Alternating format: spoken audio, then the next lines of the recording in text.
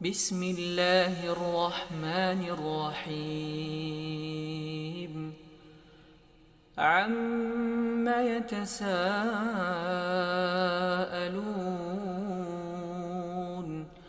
عن النبأ العظيم الذي هم فيه مختلفون كلا سيعلمون ثم كلا سيعلمون ألم نجعل الأرض مهادا والجبال أوتادا وخلقناكم أزواجا وجعلنا نومكم سباتا وجعلنا الليل لباسا وجعلنا النهار معاشا وبنينا فوقكم سبعا شدادا وجعلنا سراجا وهاجا وأنزلنا من المعصرات ماء ثجاجا لنخرج به حبا ونباتا وجنات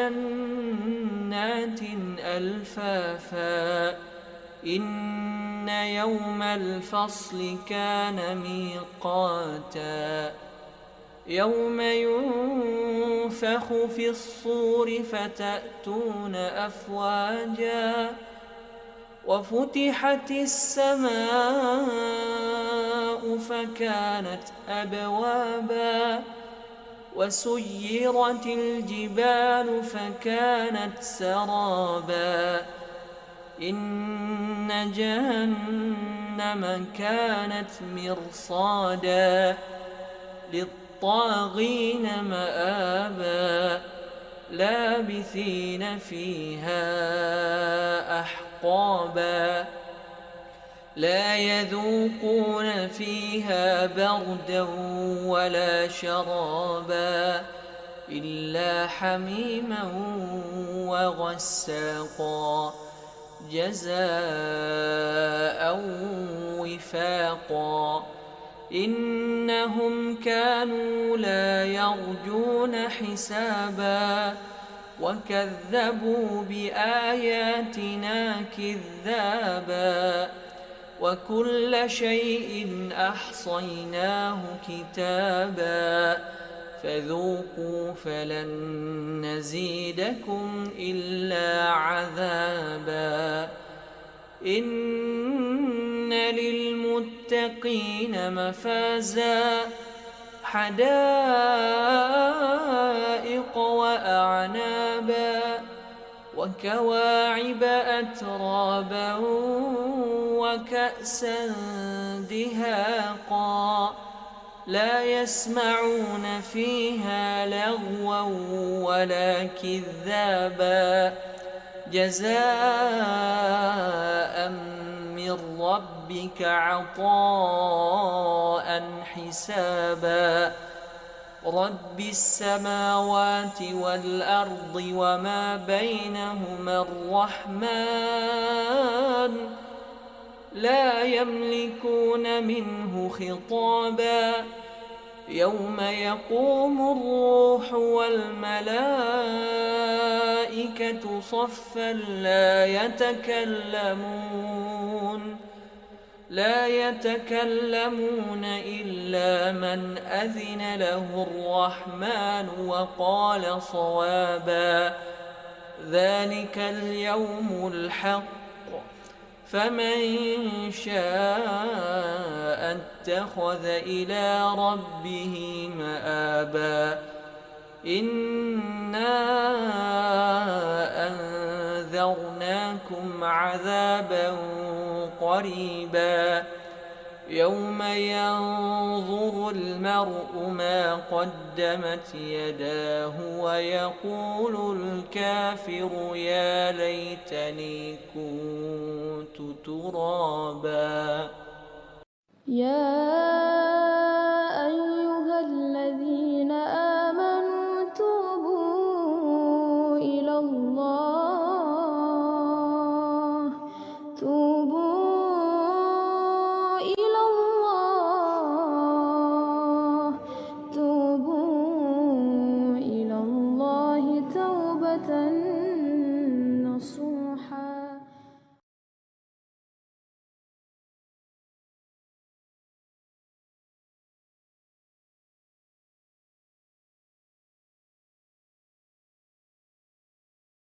wabarakatuh.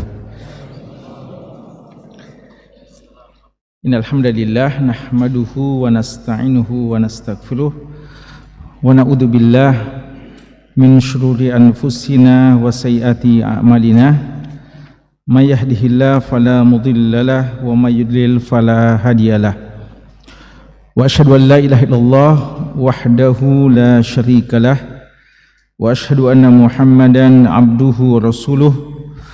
Allahumma shalli ala Muhammadin wa ala alihi wa sahbihi wa man ihtada bihadihi wastanna bisunnatihi ila yaumiddin, amma ba'd.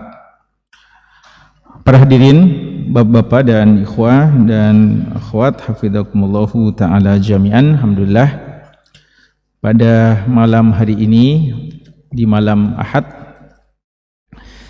kita sudah masuk di tahun 1445 Hijriah. Ini adalah malam Ahad pertama di tahun 1445 Hijriah. Kita sudah berada di penanggalan 5 Muharram yang 1445 Hijriah. Semoga kita senantiasa diberikan keteguhan oleh Allah Subhanahu wa taala dan kita berazam ya, semoga hari-hari ke depan senantiasa menjadi hari-hari yang lebih baik bagi kita di sisi Allah Subhanahu wa taala. Jamaah sekalian, pada malam hari ini kita kembali akan melanjutkan kajian kita kitab Riyadhus Shalihin min kalami Sayyidil Mursalin, tamannya orang-orang soleh yang berisikan sabda dari pemimpin para rasul Nabi kita Muhammad sallallahu alaihi wasallam. Kitab yang disusun, ditulis oleh Al-Imam Abu Zakaria Yahya bin Sharaf An-Nawawi rahimallahu ta'ala. Dan ya, sebelumnya kami mau ingatkan bahwa tentu saja secara umum kita di sepanjang waktu selalu beribadah kepada Allah di waktu-waktu yang disyariatkan, dan secara khusus wadhaif ya, tugas penting di bulan Muharram ini adalah memperbanyak ibadah, dan lebih khusus adalah ibadah puasa ya, ibadah puasa. Karena Nabi kita sallallahu alaihi wasallam bersabda dalam riwayat Imam Muslim, afdalu as-siyam ba'da siyami Ramadan siyamu syahrillahil muharram. Sebaik-baik puasa, artinya puasa sunnah setelah puasa wajib di bulan suci Ramadan, adalah puasa sunnah yang dikerjakan di bulan Muharram, di bulan Muharram. Oleh karena itu, jika ada yang ingin memperbanyak tidak dalam artian seluruh bulan Muharram, tapi memperbanyak puasa sunnah di bulan Muharram, puasa Senin Kamisnya dijaga, puasa 3 hari dalam sebulannya ya, puasa putih kalau dia khususkan, dan memperbanyak ya, tanpa melihat tanggal berapa, maka silahkan, karena ini masuk dalam keumuman sabda Nabi SAW, sebaik-baik puasa sunnah adalah puasa di bulan Muharram. Namun lebih khusus yang kita mau ingatkan bagi kita atau sebagian yang mungkin mengatakan tidak bisa banyak puasa kecuali beberapa hari saja, maka jangan sampai terluput puasa di hari yang khusus, yaitu tanggal 10 Muharram. Untuk tahun ini di negeri kita dan secara umum ya, setahu kami tidak ada perbedaan, itu di hari Jumat ya, hari Jumat nanti masuk 10 Muharram ya, hari Asyura, dan pahalanya seperti mana yang kita ketahui, yukaffir as-sanah allati qablah, menghapuskan dosa setahun yang lampau. Dan untuk kesempurnaan puasa Asyura Nabi kita sallallahu alaihi wasallam mengatakan, la in aishtu ila qabil la asumanna tasi'. Beliau juga mengajak kita untuk berpuasa di tanggal 9 Muharram sebagai penyempurna puasa Asyura, agar tidak berbeda, agar tidak persis sama dengan orang Yahudi yang hanya berpuasa pada tanggal 10-nya saja. Karena itu kita anjurkan untuk puasa sejak hari Kamis, ya, puasa hari Kamis tanggal 9 Muharram, Kamis depan, ya, dan tanggal 10 puncaknya. Dan kalau luput hari Kamisnya, banyak ulama menganjurkan puasa tanggal 10 dan tanggal 11-nya. Walaupun hadis yang menyebutkan secara khusus tanggal 11-nya lemah hadisnya, namun untuk membedakan dengan orang Yahudi, jika kita tidak sempat puasa tanggal 9, maka sebaiknya puasa tanggal 10 dan 11, Jumat dan Sabtu. Namun jika tidak bisa juga, cuma bisa satu hari, maka insyaallah tidak mengapa puasa tanggal 10-nya saja, ya. Walaupun tanggal 10-nya tahun ini bertepatan dengan hari Jumat, dan ada larangan mengkhususkan puasa pada hari Jumat. Larangan itu berlaku jika seorang puasa sunat mutlak tanpa ada sebab, ya, tanpa ada sebab. Adapun yang salat sunat, puasa sunnah mutlak, maka jangan puasa sendirian hari Jumat, puasa juga sehari sebelumnya atau puasa sehari setelahnya. Dan ini bisa kita amalkan dengan puasa tanggal 9, ya. Tapi sekali lagi, kalau tidak puasa tanggal 9-nya dan cuma bisa puasa tanggal 10-nya, tidak apa-apa. Dan puasa kita tanggal 10 itu bukan karena hari Jumatnya, tapi karena hari Asyura-nya, ya, maka tidak termasuk dari hal yang dimakruhkan. Jamaah sekalian, kita lanjutkan, ya, pembahasan kita juga memang masih pembahasan tentang puasa. Dan pada pertemuan kita yang terakhir, kita telah membahas hadis yang ke 1215. Namun ada riwayat tambahan dari hadis 1215 yang belum sempat kita baca. Kita baca dulu sebelum kita sempurnakan, sebelum kita melangkah ke hadis selanjutnya. Hadis yang ke-1215, Imam Nawawi mengatakan, wa hadza lafdhu riwayatil Bukhari. Apa yang kita sudah sebutkan yang lalu adalah periwayatan Imam Bukhari. Wa fi riwayatin lahu, dan dalam riwayat Imam Bukhari yang lainnya ada tambahan hadis atau ada tambahan riwayat. Ya, atau saya bacakan sedikit, ya, tentang riwayat yang sebelumnya. Qala Allah azza wa jalla, Allah berfirman, kullu amal ibni Adam lahu illa siyam. Setiap amalan anak Adam, manusia maksudnya, itu baginya kecuali puasa. Fa innahu li wa ana ajzi bihi. Karena puasa itu adalah bagiku, kata Allah, dan cuma saya yang akan membalas pahala puasa itu. Wasiyamu junnah. Puasa adalah perisai. Fa idza kana yaumu shaumi ahadikum, jika kalian sedang berpuasa, fala yarfus, jangan berkata dengan kata-kata keji, kata-kata yang cabul. Wala yaskhab, dan jangan juga teriak-teriak. Fa in sabbahu ahadun, jika ada orang yang memakinya, au qatalahu, mengajaknya bertengkar, falyaqul, katakan kepadanya dan katakan pada dirimu, inni shaim, saya ini sedang berpuasa.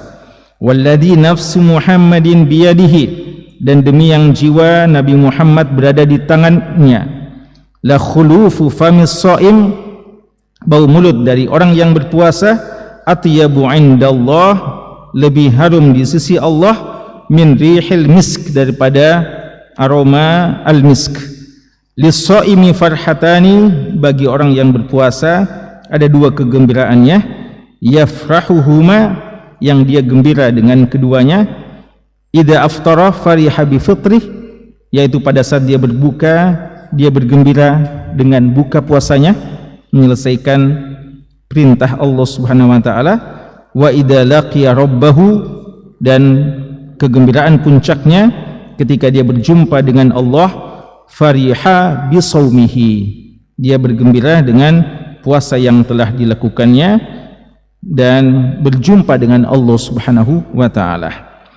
Ini riwayat yang telah kita jelaskan maknanya. Lalu Imam Nawawi mengatakan ada tambahan riwayat dalam Sahih Bukhari juga, yatruku ta'amahu wa syarabahu wa syahwatahu min ajli. Kenapa puasa begitu istimewa dan khusus di sisi Allah? Karena kata Allah Subhanahu wa taala, ini sudah kita sebutkan, hadis ini adalah hadis qudsi dan nabawi ya. Jadi satu sisi dia adalah hadis qudsi dan beberapa lafadznya adalah hadis nabawi. Jadi sebagian lafadznya firman Allah yang tidak ada dalam Al-Qur'an, dan sebagian lafadznya adalah sabda Nabi ya, bukan firman Allah. Ini lanjutan ya dari firman Allah. Kenapa sampai Allah begitu mengistimewakan orang yang berpuasa? Yatruku ta'amahu, karena dia meninggalkan makanannya, wa syarabahu, dan minumannya, wa syahwatahu, dan syahwatnya. Syahwat yang dimaksudkan sini adalah syahwat dengan pasangannya ya. Karena sebenarnya makan dan minum itu juga syahwat ya, syahwat perut. Namun ketika disebutkan sebelumnya meninggalkan makan dan minumnya, lalu disebutkan syahwat setelahnya, maka yang dimaksudkan secara khusus di sini adalah syahwat hubungan dia dengan pasangannya, dengan istri atau suaminya.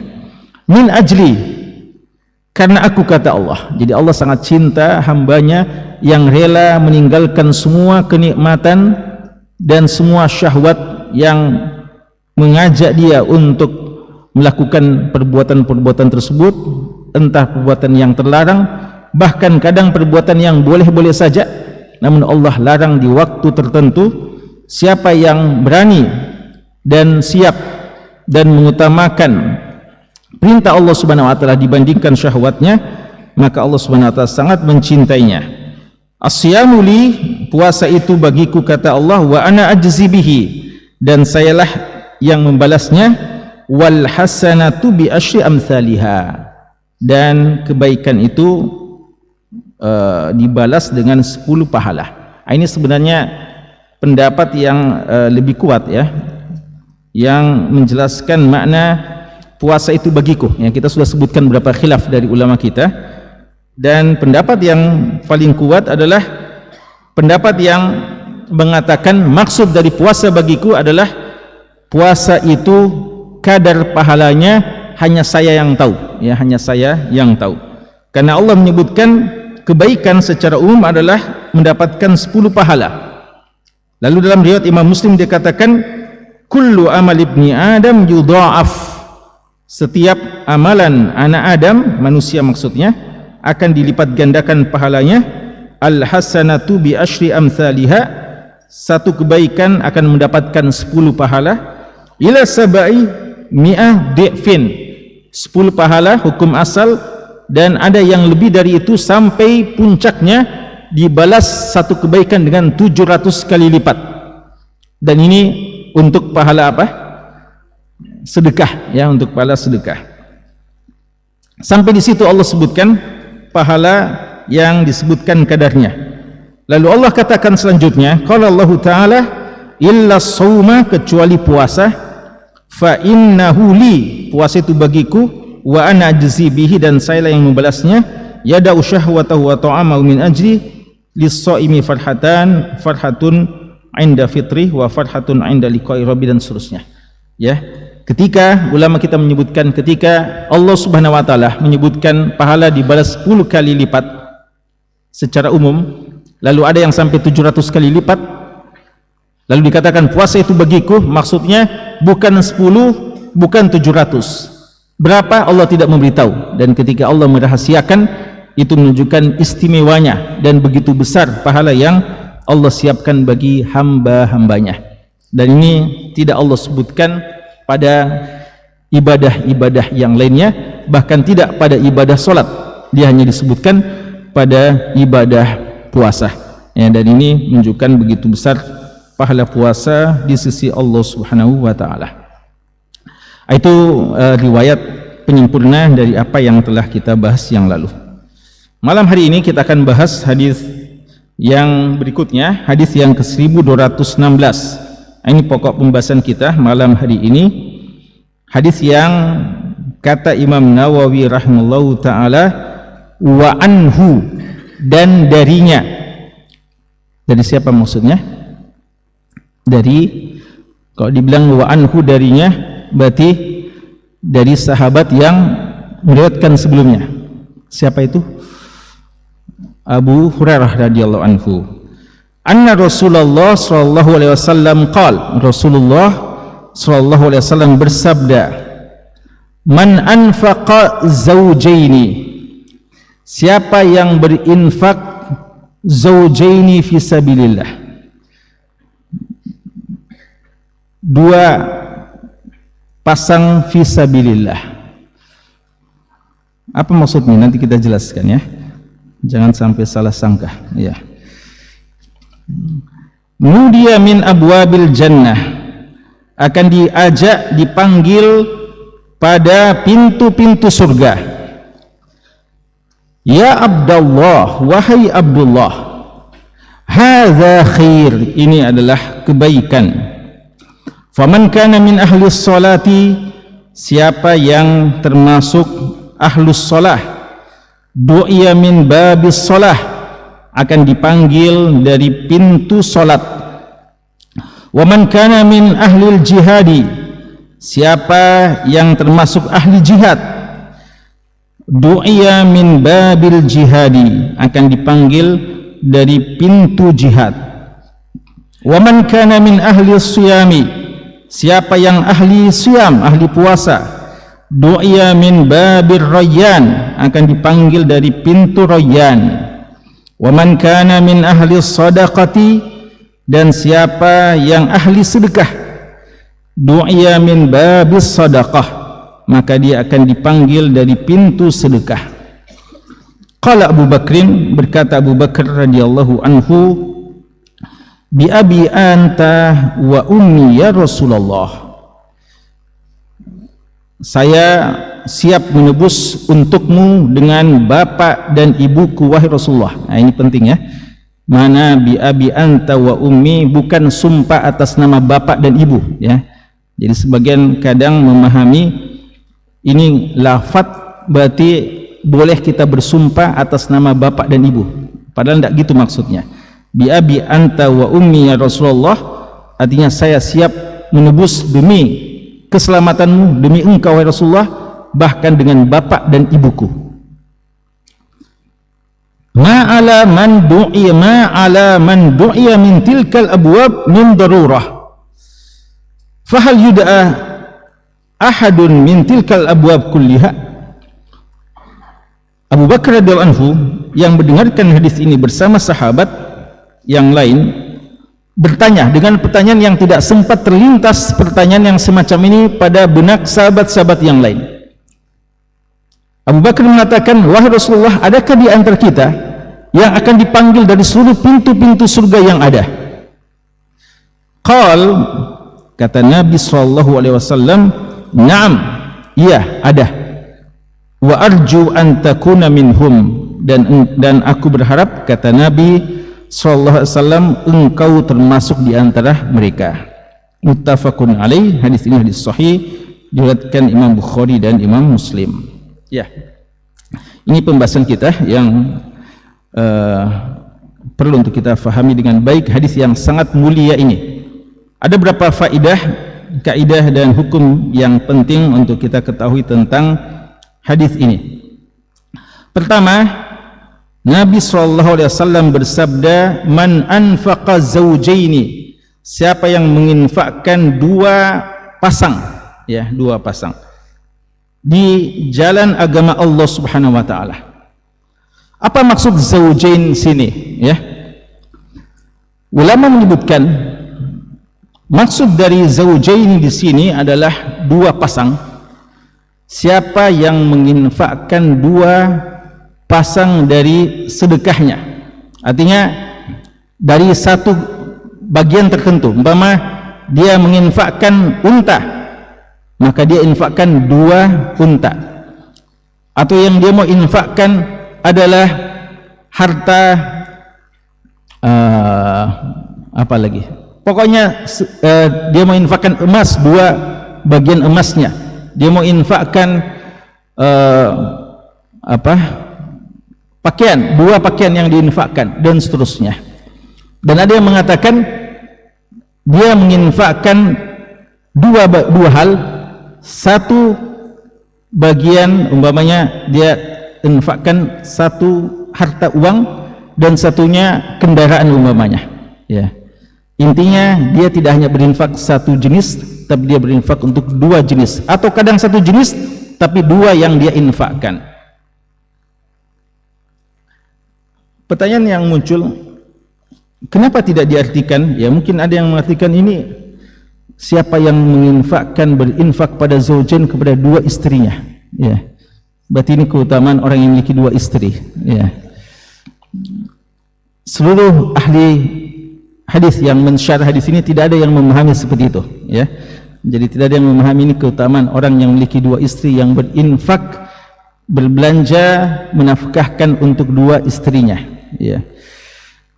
Walaupun mungkin ada keutamaan yang seperti itu, ya. Tapi untuk hadis ini, jangan gunakan hadis ini untuk keutamaan orang yang memiliki 2 istri, ya. Jadi jangan bilang ada saya dapat hadis yang belum pernah dibahas sebelumnya, ya. Ternyata ada keutamaan orang yang berinfak, orang yang bernafkah, berbelanja untuk 2 istrinya, ya. Zaujain ini di sini tidak ada ulama yang mengartikan sebagai 2 istri, ya, tapi 2 pasang harta, ya, 2 pasang harta, 2 bagian hartanya, ya. Jadi kok keutamaan itu di mana didapat, Ustaz? Ya, cari hadis-hadis yang lain, ya, yang mungkin membahas masalah-masalah seperti itu. Ya, ini keutamaan bagi orang yang tentu saja dia menginfakkan lebih daripada yang biasa diinfakkan oleh orang lain, ya. Kalau orang kan biasa kita cuma menginfakkan 1 bagian, kalau dia sampai 2 bagian yang dia infakkan. Kata-kata fisabilillah di jalan agama Allah, hukum ketika disebutkan fisabilillah, hukum asalnya adalah jihad fisabilillah, ya. Hukum asal ketika disebutkan fisabilillah adalah jihad fisabilillah, itu hukum asal. Berarti ini motivasi dan penjelasan akan keutamaan orang yang berinfak pada saat perang fisabilillah, ya. Dia menginfakkan harta uangnya, lalu kendaraan umpama dia siapkan, atau disiapkan untuk logistik dan seterusnya, ya. Dan sebagian ulama kita mengatakan bahwa makna fisabilillah ini adalah apa saja kebaikan di jalan agama Allah, ya, kan itu tidak harus dalam jihad fisabilillah. Jadi peluang ini terbuka, ya. Fisabilillah maksudnya dia niatkan ikhlas karena Allah, bukan karena lainnya. Hudiya min abwabil jannah, orang seperti itu akan dipanggil dari pintu-pintu surga. Dalam hadis ini jamaah sekalian tidak disebutkan berapa pintu-pintu surga. Namun dalam riwayat-riwayat yang lain disebutkan pintu surga itu ada 8, ya. Kalau kita baca hadis ini saja mungkin kita fahami pintu surga cuma 4, ya. Pintu surga cuma 4 karena di sini hanya disebutkan 4 pintu. Namun hadis-hadis yang banyak menjelaskan bahwa pintu surga itu 8, ya. Pintu surga itu 8. Dan Allah sudah mengisyaratkan pintu surga itu memang jamak, bukan cuma 1, ya. Kalau Allah mengatakan wasari'u ila magfiratin min rabbikum wa jannah arduhas samawati wal ardh uiddat lil muttaqin, bahwa surga itu arduha, apa artinya ardu itu luas, luas itu ardu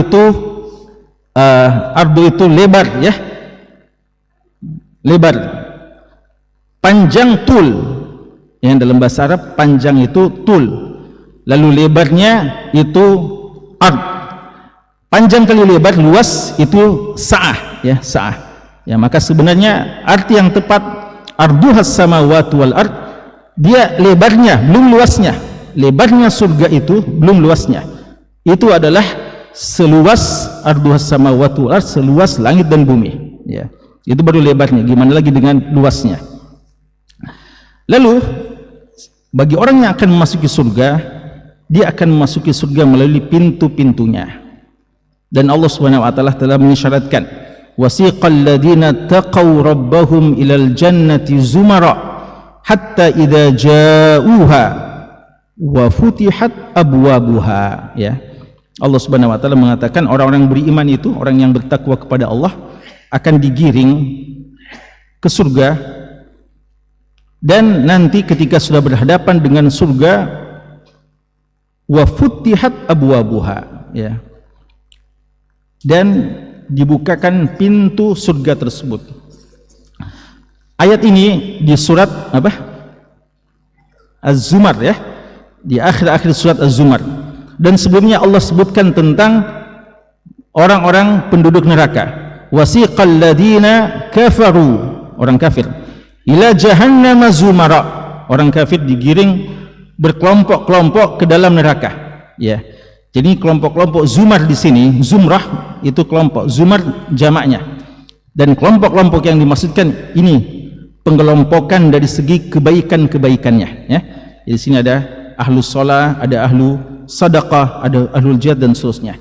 Zumara, kelompok-kelompok ini yang dimaksudkanlah penggelompokan klasifikasi penduduk surga menurut amalan-amalannya. Bukan zumara kelompok-kelompok dia di dunia, ya. Jadi mungkin nanti masuk surga wahdah, dan mana dari wahdah masuk surga sini, ya. Mana dari, bukan begitu, ya. Jadi jangan bayangkan nanti orang akan masuk surga lewat kelompok-kelompoknya di dunia ini, bukan gitu maksudnya. Klasifikasi adalah pengelompokan dari segi kebaikan-kebaikan, dan akan dipersilakan masuk melalui pintu-pintunya, ya, pintu-pintunya. Kalau orang kafir juga bertingkat-tingkat. Dan Allah telah mengatakan tentang pintu neraka dalam surat Al-Hijr, laha sab'atu abwab, ya, neraka itu 7 pintunya, ya. Maka orang kafir itu digiring ke dalam neraka, kata Allah, hatta idza ja'uha, kalau sudah masuk, kalau sudah berada di neraka, depan neraka, futihat abwabuha, ya, akan dibukakan pintu-pintu dari neraka itu. Lalu Allah mengatakan selanjutnya, wasiqal ladzina taqaw rabbahum ilal jannati zumara hatta idza ja'uha wa futihat abwabuha. Apa perbedaannya di sini? Perbedaannya, kalau di neraka Allah mengatakan hatta idza ja'uha futihat abwabuha. Kalau surga hatta idza ja'uha ada waw wa futihat abwabuha. Apa maksud waw di sini? Apakah kebetulan saja? Ya, tentu saja tidak ada yang kebetulan di kata-kata yang Allah sebutkan dalam Al-Qur'an. Bahkan tidak satu huruf kecuali bermakna, ya, kecuali bermakna. Ada beberapa tafsiran, tapi di antara yang terbaik mengatakan wa futihat, di situ ada waw, ada kalimat yang tidak disebutkan, tapi takdirnya wa hasalatis syafa'ah, dan terjadi syafaat, lalu dibuka adalah pintu surga. Karena untuk pintu neraka, begitu sudah ada di depannya, begitu orang kafir sudah ada di pintu di depan neraka, langsung terbuka pintu neraka, tidak ada yang ditunggu, langsung dimasukkan mereka. Adapun orang yang bertakwa, begitu berada di depan surga, apakah mereka langsung bisa masuk surga? Tidak. Siapa yang berhak masuk surga duluan? Nabi kita sallallahu alaihi wasallam. Ada dulu syafaat, ada dulu yang mengetok pintu, dan tidak ada yang bisa mengetok pintu surga kecuali Nabi kita sallallahu alaihi wasallam. Beliau mengetuk pintu surga, lalu diberikan syafaat, beliau diterima syafaatnya, masuklah beliau, dan setelah itu baru umatnya. Di sini katakan pintu-pintu surga, ya, dan tidak disebutkan lagi jumlahnya. Kalau dalam Al-Quran hanya pintu neraka yang disebutkan jumlahnya 7. Dalam Al-Quran tidak disebutkan berapa jumlah pintu surga, tapi disebutkan dalam hadis-hadis yang lain. Dikatakan, ya Abdullah, hada khair, wahai hamba Allah, ini adalah kebaikan. Lalu kata Nabi SAW, faman kana min ahli sholati, siapa yang ahli solat, ini catatan penting, ya, ini digunakan kata-kata ahlus shalah, ahlus siyam, ahlul jihad, as-sadaqah. Seseorang dikatakan ahli dalam satu kebaikan kalau dia selalu melaksanakan kebaikan tersebut. Oleh karena itu tidak difahami ahli shalah orang yang sekedar melaksanakan solat wajibnya saja. Karena kalau itu berarti semua orang Islam pasti masuk di situ. Karena seorang tidak dinamakan muslim kecuali dia solat, ya. Maka apa maksudnya ahlus shalah? Artinya orang yang sangat menonjol ibadah solatnya. Jadi kita ini kan berusaha mendekatkan diri kepada Allah dengan berbagai macam kebaikan. Tapi akan dilihat nanti dari seluruh kebaikan-kebaikan kita, mana kebaikan kita yang paling menonjol, ya. Mana kebaikan kita yang paling menonjol. Maka orang yang merupakan ahli shalah, orang yang ahli salat artinya salat wajibnya beres dan dia juga banyak mengerjakan salat sunnah kepada Allah Subhanahu wa taala. Jadi dari seluruh ibadahnya yang paling menonjol adalah salatnya. Itulah ahlus shalah. Orang yang semacam ini du'iya min babus shalah, akan dipanggil memasuki surga dari pintu yang dinamakan dengan pintu salat. Ini dalil bahwa dari 8 pintu itu ada namanya pintu babus shalah, ada namanya pintu salat. Diperuntukkan bagi mereka-mereka yang menonjol dari sisi salatnya. Yang kedua, wa man kana min ahli jihadi, siapa yang ahli jihad, ya. Ini insyaallah ya tentu saja para sahabat. Namun yang paling menonjol ada Hamzah, ada Mus'ab bin Umair, ada Khalid bin Walid dan sahabat-sahabat yang sangat menonjol dari sisi jihadnya dan orang yang mengikuti mereka. Wa man kana min ahli jihadi du'iya min babil jihadi. Pintu yang akan panggil dia, persilahkan masuk ke surga lewat itu adalah pintu yang dinamakan dengan babul jihad. Babul jihad, ya. Pintu jihad. Yang ketiga, wa man kana min ahli siyam. Siapa yang ahli siyam, ahli puasa, ya. Jadi ini biasa orang sebutkan pada saat bulan suci Ramadan, seakan-akan ini diperuntukkan bagi semua orang yang berpuasa Ramadan. Tentu saja wajib, ya. Tentu saja ahli siyam ini adalah mereka-mereka yang sempurna ibadah Ramadannya. Namun bukan cuma itu, mereka yang juga selain puasa Ramadan berusaha juga untuk menambah dengan beberapa puasa-puasa sunnah, maka layak dinamakan sebagai ahli siyam. Siapa yang ahli puasa? Du'iya min babir rayyan, dia akan dipanggil dari pintu yang namanya rayyan. Ya, ini istimewa, ya. Kalau tadi babus shalah, babul jihad, untuk puasa tidak disebut babu as-siyam, namanya agak khusus, unik, ar-rayyan. Dan rayyan dalam bahasa Arab, ya, ada ikhwan yang namanya rayyan sih? Siapa ikhwan yang namanya rayyan? Ya, adanya Ustaz Mustamin, ya. Ada sekarang dia? Kita mau tanya Ustaz Mustamin tapi tidak usah, ya. Siapa ikhwan? Tidak ada namanya rayyan. Kita mau tanya apa artinya namanya antum, ya. Jangan-jangan antum tidak tahu maknanya, ya. Rayyan adalah seorang ketika haus, ya, kalau kita puasa haus lalu minum. Kalau kita kan orang yang yang lapar, apa bahasa Arabnya, jau'an. Kalau sudah makan kenyang namanya syaba'an, ya. Kalau orang yang haus atsyan atau zam'an. Kalau dia sudah minum puas, apa namanya? Syaba'an? Bukan, apa namanya? Rayyan, ya. Irtawa yartawi rayyan. Kalau antum minum sampai puas, ya, haus sekali antum minum sampai puas, kenyang air antum, puas sekali, hilang dahaga antum, itu namanya rayyan. Itu namanya rayyan, ya. Irtawa yartawi. Maka jamaah sekalian, ini pemuliaan bagi orang yang siap berhaus-haus di dunia, ya. Berhaus-haus di dunia. Bahkan sebagian salaf ketika ditanya puasa apa yang paling istimewa bagi anda, puasa di musim panas, shaif, ya. Musim panas itu kalau di Saudi saja biasa subuhnya jam 4 imsak, sudah jam 4 subuh, lalu buka puasanya hampir setengah 8, ya. Itu puasa, dan bukan cuma karena panjang, panas lagi, panas terik ya, orang kehausan, tapi mereka menikmati itu, menikmati puasa yang panjang ya, makin berat makin mereka menikmati. Inilah orang yang meninggalkan syahwatnya karena Allah Subhanahu wa taala, dan Allah tidak akan menyia-nyiakan amalan dari para hamba-hambanya. Maka pantas Allah Subhanahu wa taala memberikan pahala yang sangat besar baginya, dan Allah memberikan kepadanya keistimewaan masuk dalam pintu yang dinamakan pintu Rayyan, ya, pintu Rayyan. Wa man kana min ahli sedekah, siapa yang ahli sedekah, zakat fitrahnya selesai, zakat hartanya juga senantiasa disiplin, dan banyak sedekah-sedekah sunnahnya, maka akan dipanggil melalui pintu sedekah, ya, akan dipanggil melalui pintu sedekah. Sampai di sini disebutkan, lalu kita yakini jumlah pintu 8, 4 pintu tidak disebutkan lagi.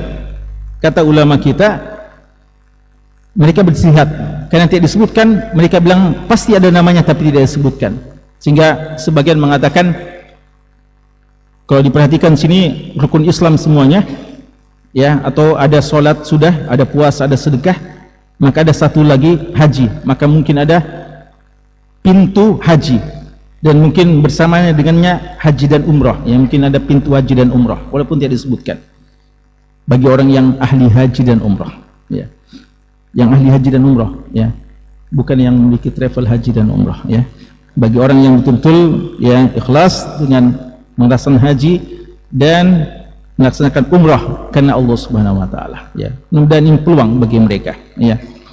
Kemudian ahli apa berikutnya? Sebagian mengatakan di antara amal kebaikan adalah berbakti kepada kedua orang tua. Maka mungkin ada yang namanya pintu bakti kepada orang tua, boleh jadi, ya. Lalu di antara amalan yang paling mulia adalah menuntut ilmu dan menginfakkan ilmunya, menyebarluaskan ilmunya, maka mungkin ada yang namanya pintu ilmu, ya, babul ilm, dan seterusnya. Ini semua ijtihad, ya, 4 yang tersisa ijtihad, namun intinya bahwa ini adalah amalan-amalan yang menonjol pada seseorang.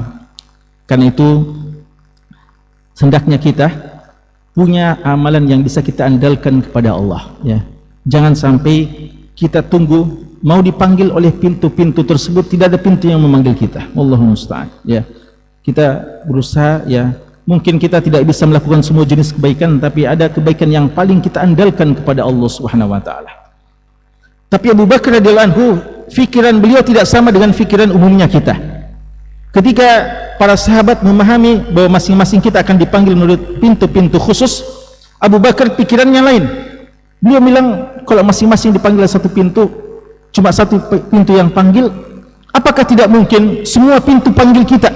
Ya, ini pikirannya Abu Bakar radhiyallahu anhu yang memang selalu memiliki himmah aliyah, obsesi yang tinggi untuk surga, obsesi yang tinggi untuk akhirat, ya. Beliau bilang, kok 1-2 saja, ya, apakah mungkin ada di antara kita yang dipanggil oleh seluruh pintu yang ada? Dan ini sekali lagi tidak sempat terbesit pada pikiran benak sahabat-sahabat yang lain, ya. Maka kata Nabi SAW, naam, iya, ternyata betul ada, ya, ternyata betul ada. Berarti jamaah sekalian, kalau ada saja 8 pintu panggil satu orang, maka boleh jadi ada di antara kita yang mungkin tidak sampai 8, tapi mungkin ada 2 pintu yang dia dipanggil, ada 3 pintu. Kalau dia umpamanya ahli jihad dan ahli puasa umpamanya, mungkin 2 pintu itu, dan seterusnya, ya. Lalu kata Nabi SAW, wa arju an takuna minhum, dan aku berharap engkau termasuk mereka, wahai Abu Bakar. 2 faedah dari kata-kata wa arju an takuna minhum. Faedah yang pertama, harapan beliau ini insyaallah terwujud, bahwa memang Abu Bakar salah seorang di antara mereka. Dan kata-kata minhum menunjukkan bahwa bukan cuma Abu Bakar yang mendapatkan keistimewaan ini, ada saja manusia-manusia yang akan mendapatkan keistimewaan nanti di hari kiamat, dipanggil dari 8 pintu yang ada. Maka ini perlu untuk kita cari. Secara singkat, berdasarkan riwayat-riwayat yang ada beberapa jenis kebaikan yang disebutkan pelakunya akan mendapatkan kehormatan dipanggil oleh seluruh pintu yang ada. Di antaranya adalah orang yang berakidah benar. Bagaimana akidahnya? Dalam hadis Bukhari Muslim dari Ubadah bin Samir radhiyallahu anhu, Nabi SAW bersabda, "Man syahida alla ilaha illallah," siapa yang bersaksi tiada Tuhan yang berhak disembah melainkan Allah, wahdahu la syarikalah, wa anna Muhammadan abdullahi wa rasuluh, dan Muhammad adalah hamba Allah dan Rasulnya, wa anna Isa abdullahi wa rasuluh, dan dia yakin juga Isa itu hamba Allah dan Rasulnya, wa annal jannata haqqun, dan wa anna Isa abdullahi wa rasuluh, wa kalimatu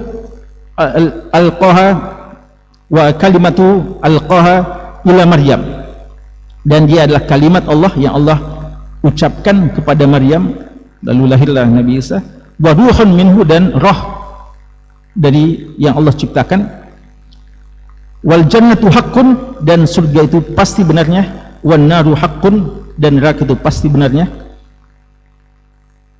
Siapa yang berkeyakinan seperti ini, adkhalahullahu jannah minal abwabil jannah tsamaniyah sya', dia akan masuk surga dari seluruh pintu surga yang mana yang dia inginkan, ya. Ini bagi orang yang berkeyakinan dan akidah yang seperti ini. Dan peluang lain bagi orang yang mau masuk surga seperti ini adalah melakukan sebagaimana yang dilakukan oleh Abu Bakar radhiyallahu anhu. Bagaimana itu Abu Bakar? Dalam riwayat Imam Muslim, Nabi SAW pernah berkata kepada para sahabatnya, "Man asbahal minkumul yawma sha'ima," siapa di antara kalian yang puasa hari ini, pagi ini? Kata Abu Bakar, "Saya wahai Rasulullah." Ini kadang tidak apa-apa ya, walaupun ini berbeda sunnah. Kadang seorang murabbi, seorang da'i, seorang ustaz kadang perlu untuk memotivasi sahabatnya dengan seperti ini. Siapa di antara kalian yang puasa hari ini? Abu Bakar mengatakan, "Saya wahai Rasulullah." "Man tabi'a minkum janazatal yawm," siapa di antara kalian yang telah mengantar jenazah hari ini? Abu Bakar lagi-lagi yang mengangkat tangan. Lalu dikatakan lagi, man at'ama minkumul yawma miskina," siapa yang telah memberikan makan sedekah kepada orang miskin hari ini? Lagi-lagi Abu Bakar radhiyallahu anhu. Lalu man ada minkum maridha, siapa di antara kalian yang membesuk orang sakit hari ini? Lagi-lagi Abu Bakar. 4 pertanyaan ini semuanya Abu Bakar yang menjawab, "Saya wahai Rasulullah." Dia pelopor kebaikan untuk semua jenis kebaikan. Maka kata Nabi SAW, "Majtama'na fi imri'in," tidaklah berkumpul semua kebaikan ini pada seseorang, "illa dakhalal jannah," kecuali masuk surga. Kata ulama kita, satu kebaikan saja dari ini, beberapa dalil menunjukkan itu jamin masuk surga. Apalagi kalau 4, maka makna masuk surga di sini bukan sekedar masuk surga, tapi masuk surga di seluruh pintu surga yang ada, ya. Dan masuk surga di awal-awal orang yang masuk surga, ya. Ini jaminan kepada Abu Bakar. Artinya, kalau kita mau masuk surga di seluruh pintu, lewat seluruh pintu, maka kita melakukan sebagaimana Abu Bakar. Dalam setiap pos-pos kebaikan kita usahakan kita punya saham di situ, ya, dari kebaikan. Dan terakhir, ya sebenarnya masih banyak, tapi terakhir yang kami mau sebutkan, atau 2 sebelum terakhir, yang untuk orang-orang yang mendapatkan musibah kematian anaknya, ya. Dalam hadis yang diriwayatkan Imam Ibnu Majah dan Imam Ahmad dari sahabat Utbah bin Abd, Nabi SAW bersabda, "Man mata minhul walad, atau man mata salasah minal walad," siapa yang meninggal 3 orang dari anaknya, qabla an yablughu al-hins, sebelum balik, ya, sebelum balik, anaknya meninggal waktu masih kecil, lalu dia bersabar, illa talaqawhu, kecuali anaknya itu akan jemput dia, min abwabil jannah, dari pintu-pintu surga, min ayyi abwabil jannah tsamaniyah sya'a dakhal, dan anaknya ini sudah pada 3 anaknya yang meninggal sebelum balik ini akan menjemput kedua orang tuanya yang bersabar dan ridha terhadap takdir Allah. Ketiga anaknya ini akan menunggu di pintu-pintu surga yang 8, menunggu, terserah orang tuanya mau masuk pintu surga yang mana dari ke-8 pintu tersebut, ya. Maka jamaah sekalian, satu musibah kematian anak yang kita cintai adalah satu musibah yang sangat besar bagi diri kita. Namun kita prasangka baik kepada Allah, boleh jadi itu adalah sebagai tabungan akhirat kita, dan anak-anak kita itu yang akan memuliakan kita nanti, akan menjemput kita dan akan mengantar kita masuk surga Allah Subhanahu wa taala. Dan yang terakhir di antara mereka adalah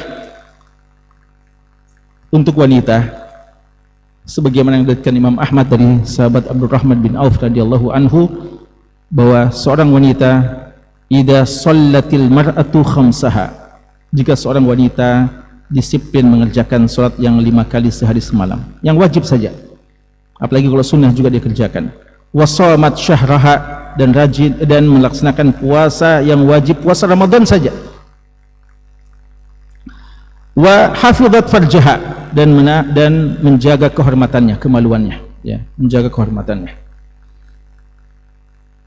wa ata'at ba'laha, dan senantiasa menaati suaminya. 4 amalan ini, ya, yang dikerjakan oleh seorang wanita, qila laha, akan dikatakan kepadanya, udkhulil jannah min ayyi abwabil jannah tsamaniya syi'ti, silahkan masuk surga melalui pintu surga yang 8 yang mana saja kamu harapkan, ya. Ini satu keutamaan yang besar bagi wanita, tidak sulit-sulit, ya, dalam artian tidak diperintahkan sampai sunnah-sunnah, apalagi kalau sunnah dikerjakan, tapi intinya jaga sholat, jaga puasa. Dan bagi wanita sangat khusus, ya, sangat dipentingkan bagaimana menjaga kehormatannya, menjaga jilbabnya, menjaga kemaluannya, dan bagaimana ketaatan kepada suami dalam kebaikan. 4 ini yang akan menjadikan seorang wanita sangat terhormat, akan disilahkan masuk surga di pintu surga mana saja dia inginkan. Ya, semoga Allah Subhanahu wa taala menjadikan kita, mereka-mereka itu yang cinta akan rahmat Allah berupa surganya, dan semoga kita mendapatkan kemuliaan untuk masuk surga dari pintu surga mana saja yang kita harapkan, ya. Terakhir sekali, ada tadi yang mau bagi-bagi untuk markas sunnah, ya, dari tadi yang berinfak untuk ikhwah untuk berikan hadiah. Kita mau tanya, ya, ada sini 4. Pertanyaan pertama, ya, yang cepat, ya, yang kami lihat. Pertanyaan pertama, 3 pertanyaannya, 3 cabangnya, ya, 1 A, B, C, ya. Tapi tidak susah, insya Allah. Malam ini tanggal berapa? Lalu kapan kita puasa Taswa dan kapan kita puasa Asyura? Wah, ini susah. Ya. Kayaknya di Fadli yang duluan, ya. Iya. Jawab ke. 5. Ya. Iya, Masya Allah. Betul. Ya, kayaknya beliau dulu. Sini, Ki. Ya. Dan berdiri ke sini, antum yang tunjuk selanjutnya, ya. Saya khawatir nanti dianggap subjektif, ya. Pertanyaan kedua.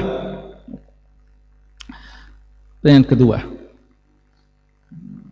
Berapa jumlah pintu surga dan berapa yang disebutkan dalam hadis ini dan apa saja? Ya. Ya. Saudara.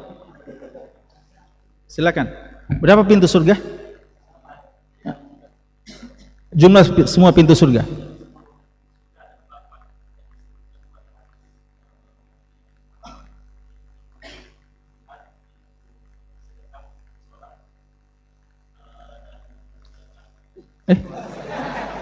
Ulangi. Pintu puasa. Apa namanya pintu puasa? Rayyan. Masya Allah. Ya, kita kasih. Ya. Yang ketiga, ya sebentar, ya, antum tetap jaga sini, ya. Ya, afwan, ini beliau, Masya Allah, Pak Imam, Pak Lurah, semuanya ini kita anukan. Yang ketiga, berapa pintu neraka dan di mana disebutkan, di surat apa disebutkan jumlahnya itu? Ya. Di mana disebutkan? Surat apa disebutkan? Ya. Hah?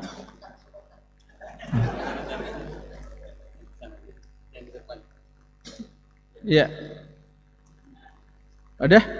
7. Di surat apa?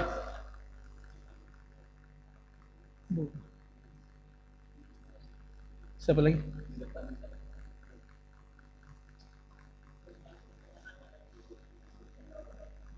Al-Hijr. Ya, betul. Ya. Terakhir.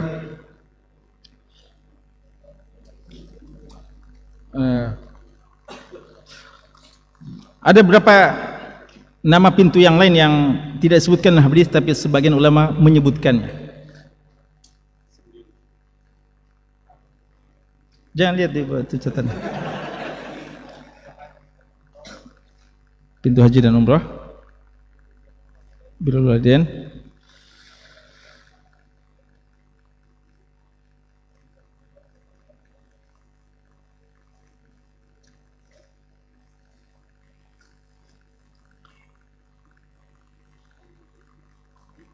pintu ilmu. Iya. Baik. Ya, Masya Allah. Berarti beliau yang bagi-bagi. Ya. Barakallahu fikum. Ya. Ini apa? Produk dari Markas Sunnah ya untuk tentang Muharram. Semoga bisa kita amalkan bersama. Subhanakallahumma wa bihamdik, asyhadu an la ilaha illa anta, astaghfiruka wa atubu ilaik. Sallallahu ala nabiyina Muhammad wa ala alihi wasallam. Walhamdulillahi rabbil alamin.